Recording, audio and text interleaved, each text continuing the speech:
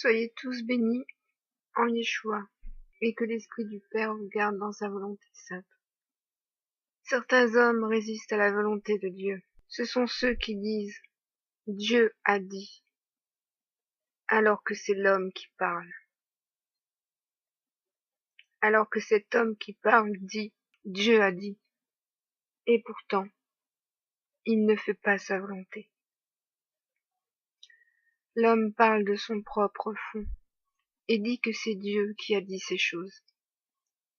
Mais les paroles qui sortent de la bouche de l'homme ne sont pas les paroles qui sortent de la bouche de Dieu. Et de tels hommes parlent de leur propre fond, mais ils ne témoignent pas de la volonté de Dieu. Sachez que je ne viens pas ici pour me faire accusatrice d'autres frères, car je ne vous conduis pas en justice. Je ne retiens aucune faute contre vous, et je ne vous rends pas responsable de vos paroles. Tout acte appartient à chaque homme, et toute parole que l'homme professe lui appartient. Et s'il est une justice qui est annoncée, c'est celle de notre Dieu créateur. S'il est quelqu'un qui vous accusera pour vos fautes, c'est bien Dieu, et non un homme. Toutes les paroles que vous direz en mal au nom du Seigneur sont des charbons ardents que vous vous amassez sur la tête pour le jour du jugement, et par lesquels vous serez consumés. C'est ce que m'a montré le Seigneur, comme il est dit dans le psaume de David, psaume 140, verset 11. Que des charbons ardents soient jetés sur eux, qu'ils les précipitent dans le feu, dans des abîmes, d'où ils ne se relèveront plus. Et il est dit que les hommes témoigneront les uns contre les autres, mais ils ne témoigneront pas de l'Éternel, mais de leurs frères. Chacun contre frère, frère contre frère, et sœur contre sœur.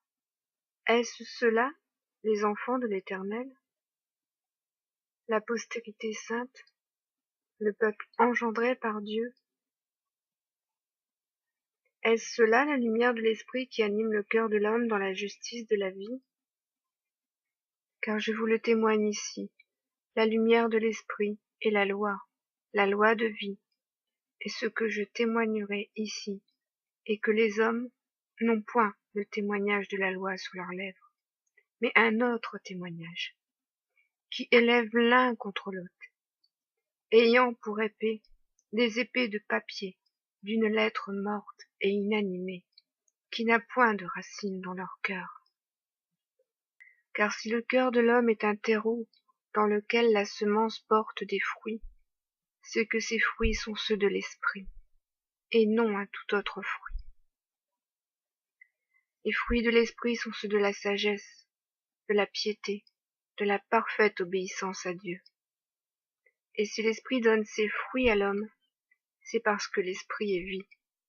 Et si une loi de vie vous a été donnée par la résurrection du Messie, c'est que la loi est esprit de vie et de vérité pour tous ceux qui sont nés de cet esprit. Et si je vous dis ces choses, ce n'est pas de moi-même, mais par l'Esprit qui est en moi. Ainsi je ne viens pas ici enseigner, mais témoigner des grâces de l'Esprit de vie dans ma vie, et de l'œuvre de l'Esprit de vie qui doit être manifestée en tout homme et annoncée à tous. Je ne vous brandirai pas des versets bibliques pour justifier ce qui est déjà justement accompli dans ma créature renouvelée par l'œuvre de Yeshua.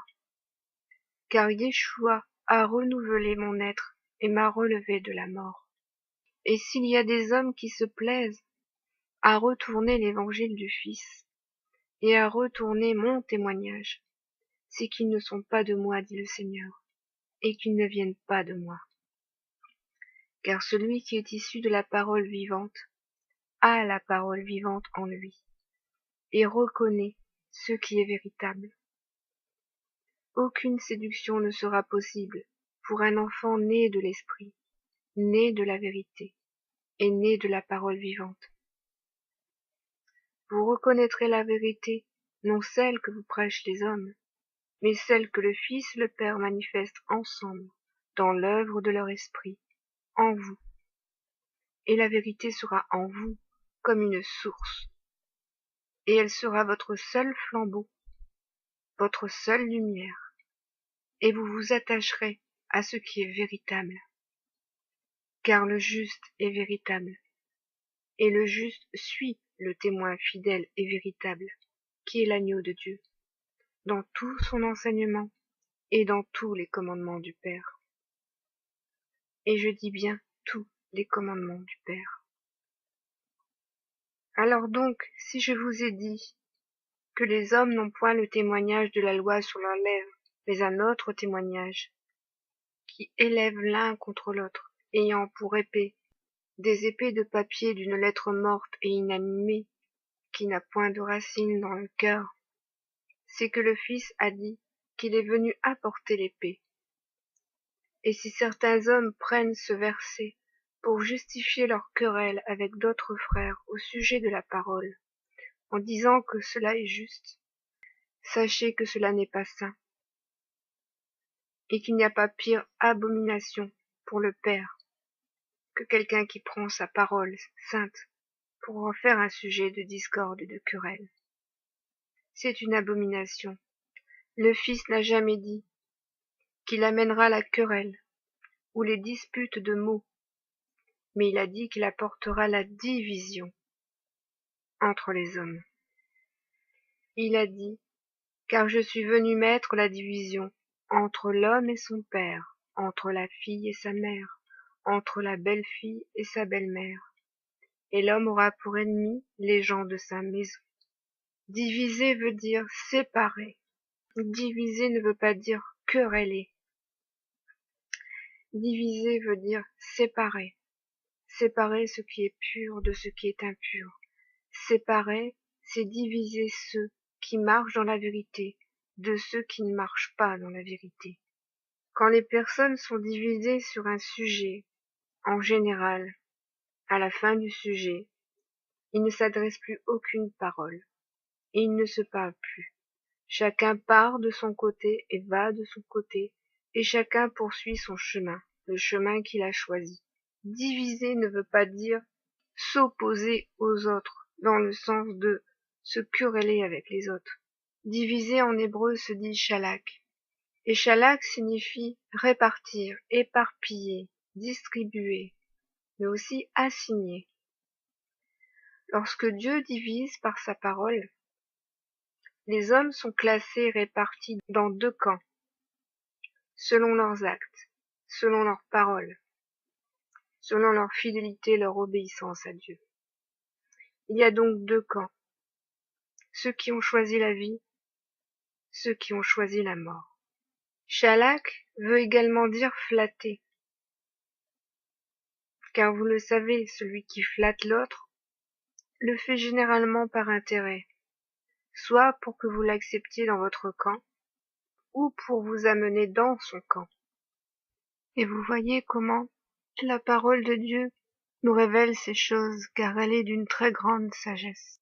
Lorsque donc le Fils de Dieu parle de division, il annonce que les hommes seront divisés de son corps à cause de sa parole.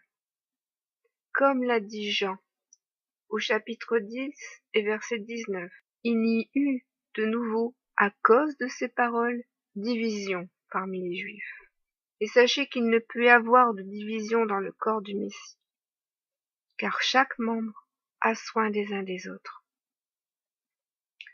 C'est pourquoi, lorsque le Fils de Dieu parle de division, il annonce les hommes qui seront divisés de son corps à cause de sa parole, parce qu'ils ne veulent pas marcher avec lui dans la vérité.